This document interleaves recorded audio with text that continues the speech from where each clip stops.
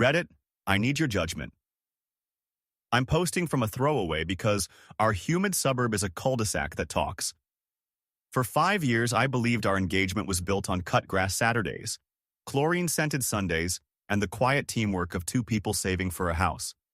Then a 1:11 a.m. thermostat override and a TV remote app that wasn't cracked everything open. I'm Aria, 31F, a middle school art teacher who can tell whether a kid lied by how they clean their brush. I live in a rental duplex off a pond that smells like algae and sunscreen once June hits. My fiancé, Colin, 35M, is a regional sales rep for turf equipment. He loves mower engines the way some people love jazz. Can't identify one from a block away. He drinks iced coffee in winter and refuses to wear shoes at home because feet need weather. Two smells define our life: cut grass and chlorine. Cut grass rides in on him, sweet and damp, no matter how many times I ask him to shake off on the porch. Chlorine wafts out of the community pool down the street where I swim laps at dusk behind retirees doing water aerobics to Springsteen. Both scents are ordinary. They became signals. We were saving for an October wedding with a potluck reception in my aunt's backyard. My kids at school made paper flowers for centerpieces. Colin laughed when I brought them home and taped one to the fridge. His quirks are easy to love. Lines up his mint gum in the console like little soldiers, scribbles on napkins during dinner, keeps a coin cup in the car because tolls make him anxious. The first wrong thing came on a high heat night when the thunderheads rolled through and the air pressed on your sternum. He texted, "Late demo at a grounds crew back after midnight. Don't wait up." At 1:11 a.m., my phone pinged with a smart home alert. Back door opened manual. Then, thermostat changed from 7469 by user. TV remote. We don't own a smart TV, we do own a phone app that controls the AC. It doesn't call itself TV remote. He came home at 1:40 with iced coffee breath and a new slick of cut grass. When he kissed my forehead, I smelled hotel lobby lemon water under the coffee, that sterile citrus that doesn't come from our kitchen. Demo went long, he said, sliding out of his sandals and padding to the bathroom. The smart lock registered 1:41 a.m., the way a witness does. The next morning, the air was wet bread. We ate cereal with the AC hissing like an irritated cat. Colin's phone lit on the counter. TV remote requested location access. He tapped, "Allow while using" without reading, then swiped it away. "What TV is that for?" I asked, aiming for lightness. "It just controls the sound bar in the den," he said. "We don't have a sound bar." He rinsed his bowl and kissed my cheek. "I'll be in Coral Bend all day, new parks and rec director. Wish me charisma." I wish I were the kind of person who doesn't notice retcons. At school, the kiln made the art room smell like hot dust and Play-Doh. My coworker and best friend Deja, 32F, a paralegal turned teaching assistant until her firm reopens in the fall, gave me the look she gives 7th graders when they claim clay moved on its own. "You're quiet," she said, snapping a ruler to mark canvases. "Quiet isn't your brand." "Smart home logs at 1:11 a.m., I said, "and a TV remote app that controls the AC." Deja rested her elbows on the table like a lawyer leaning into a deposition. "Do you want comfort or clarity?"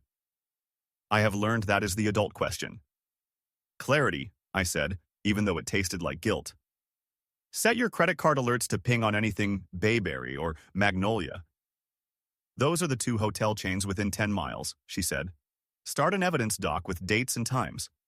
Don't snoop his soul. You'll regret it even if you're right. Log actions. And Aria, don't confront until you can lay paper without shaking. I went into the App Store at lunch and searched TV remote. Nothing looked like his icon.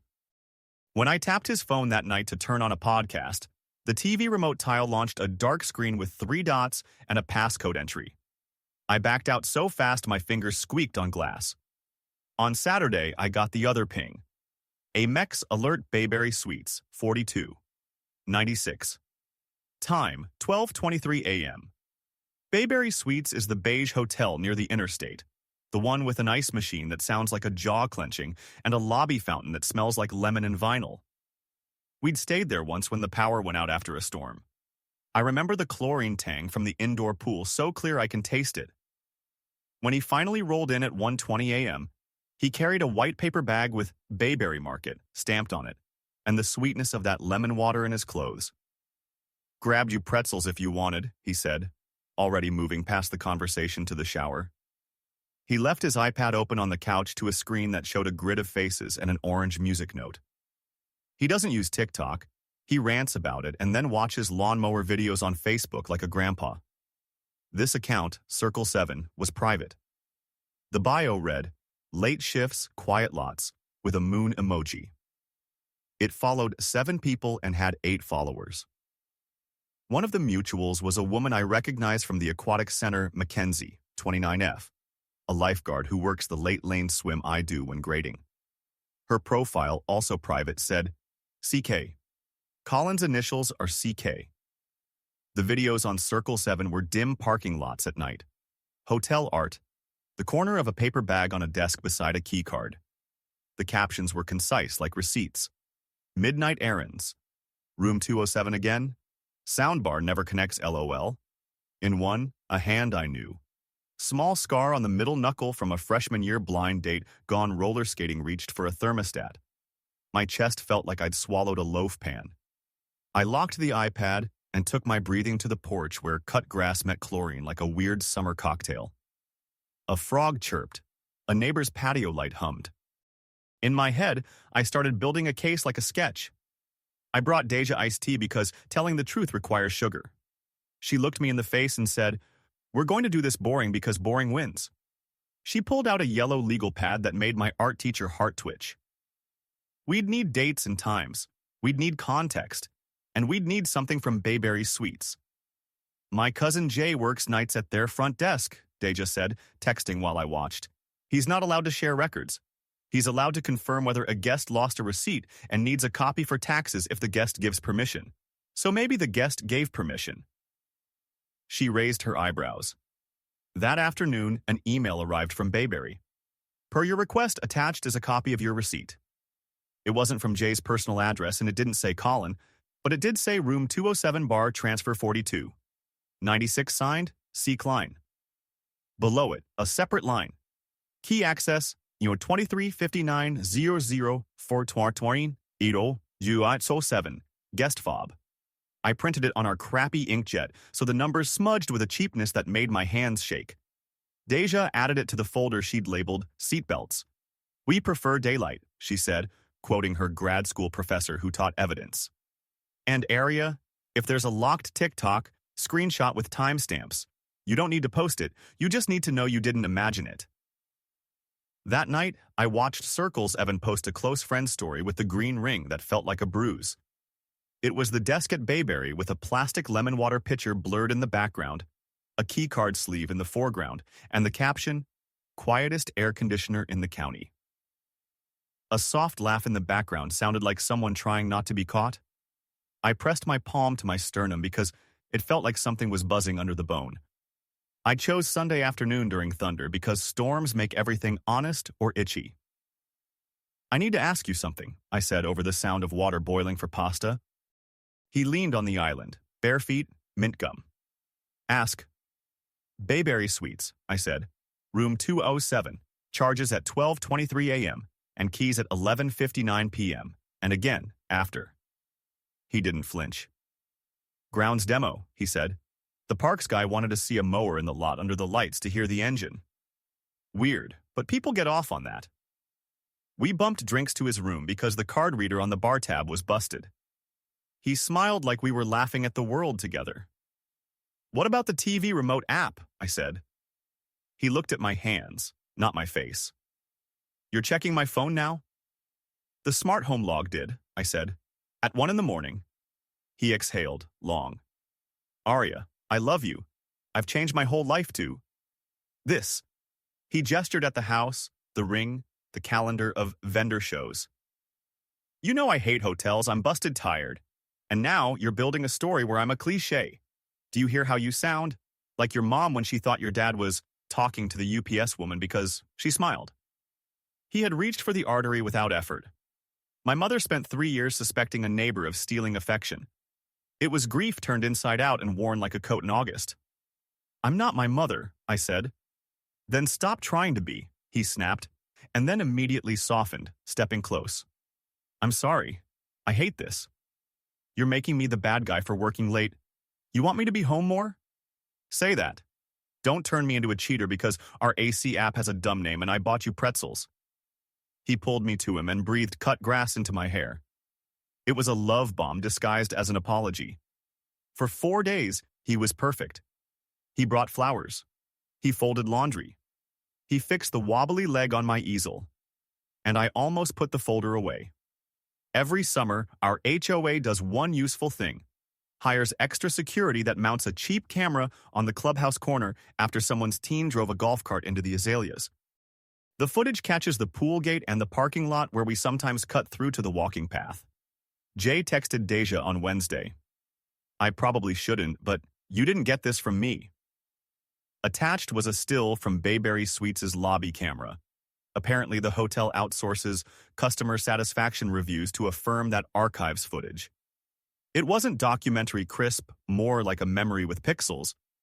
It showed Colin at the front desk in his company polo, a woman in a red windbreaker beside him, both smiling like people who share a joke.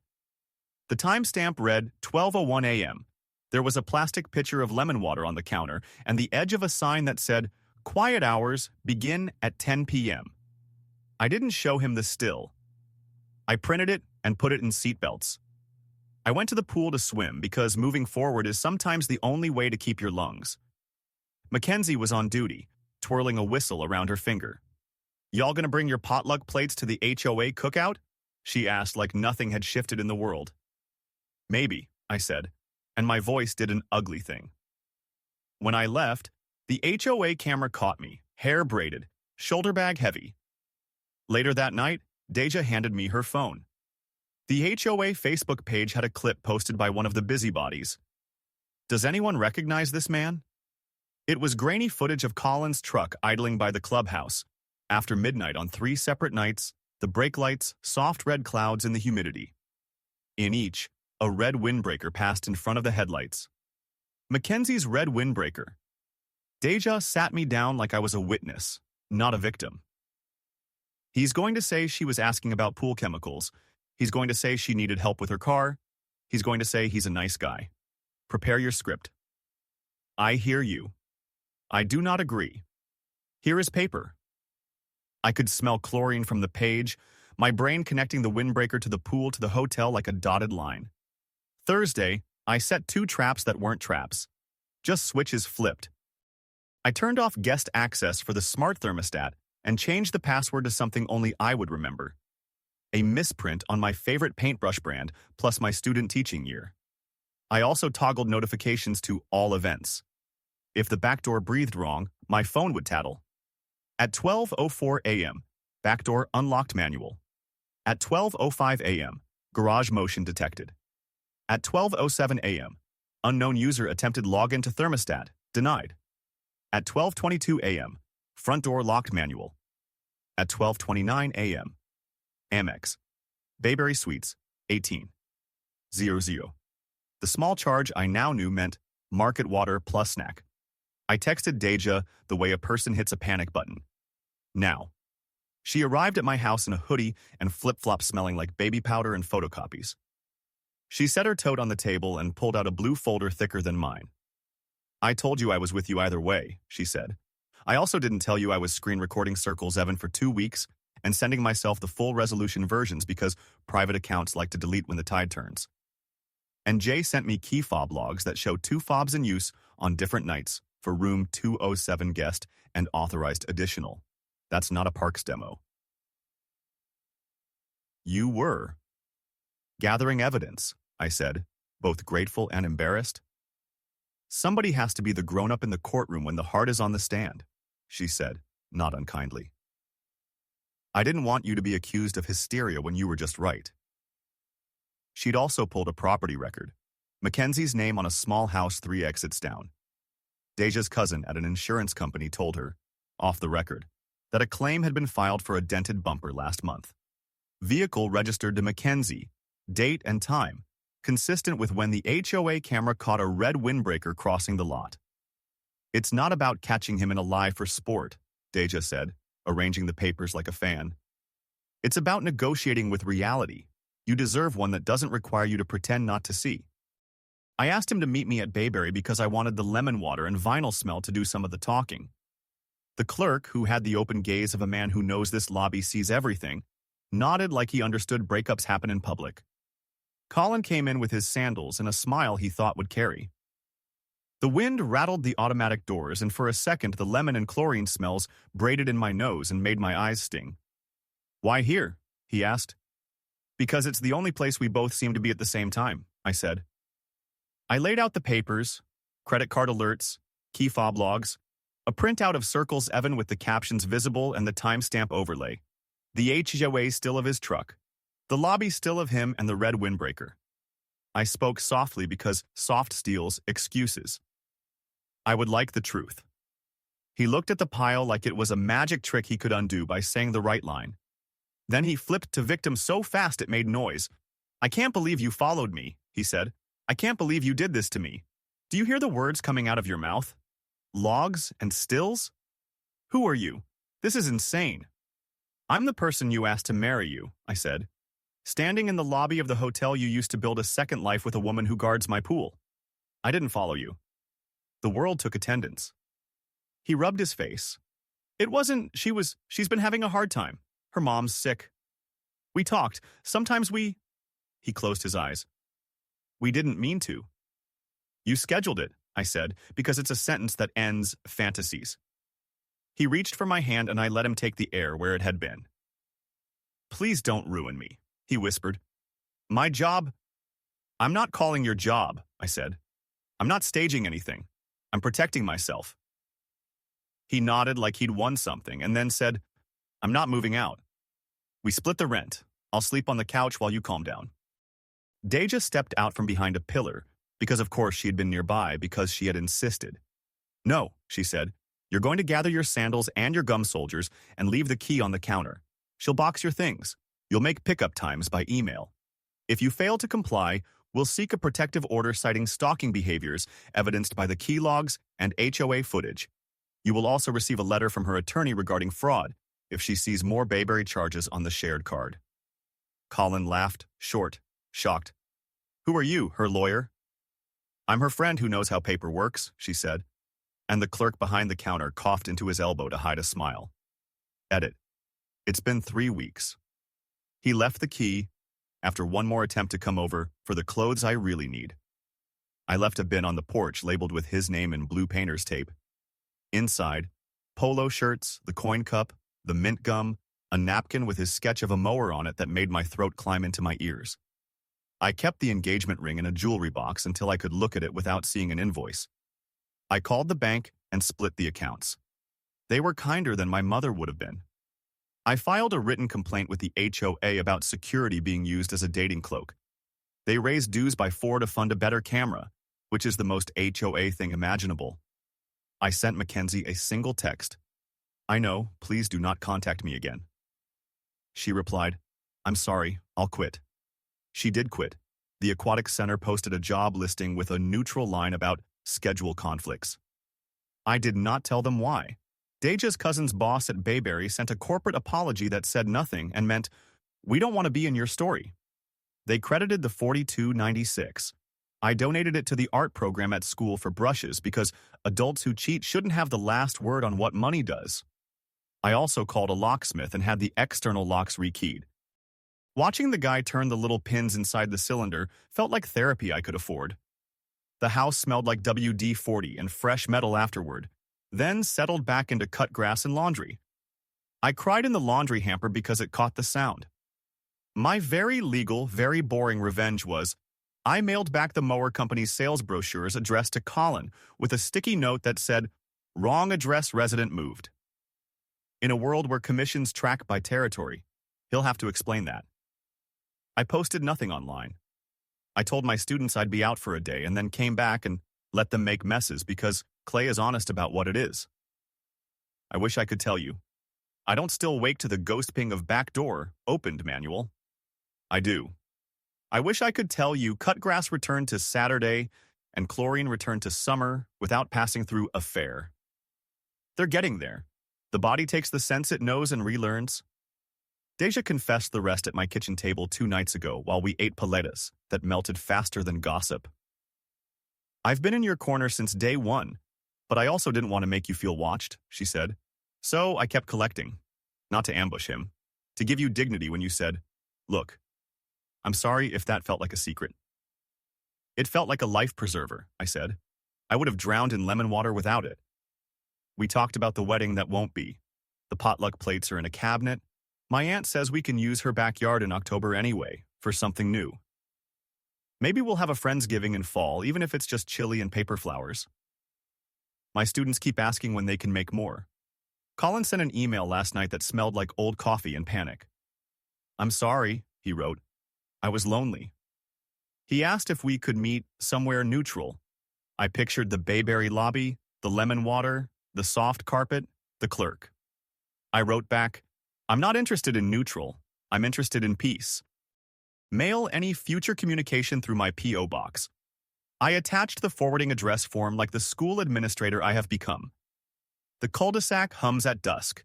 Sprinklers, bugs, little league practiced out of rhythm. The pool's chlorine drifts on the air like a cliché I finally own. I walked there this evening and swam 20 lengths in the lap lane with old Mr. Hahn, 2 lanes over doing his dignified half-breaststroke. The water made a hushed sound against my ears. My body remembered the work.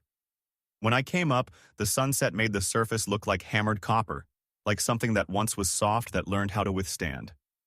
On the way home, the mowers had stopped. The grass sat quiet and a little damp. I paused at the porch and listened to the smart lock click home. Ordinary and final. It sounded like a period. If you need a verdict, info. I wrote it down until the pages curled. AITA, not for preferring paper to persuasion. Colin flipped to victim because some people think hurt feelings erase facts. They don't. The scar I'll keep smells like lemon water and pool chlorine. My rebirth smells like drier warm towels and a clean house where the thermostat only changes because I asked it to. Tomorrow, I'll make coffee and let the cut grass scent creep in without needing to translate it. I'll tape more paper flowers to the fridge because kids made them for joy, not for a wedding. I'll walk to the pool after the sun slides behind the oak trees and swim until the buzzing in my sternum goes quiet. And when my phone pings with backdoor opened manual, it will be me, returning, not someone else writing my story.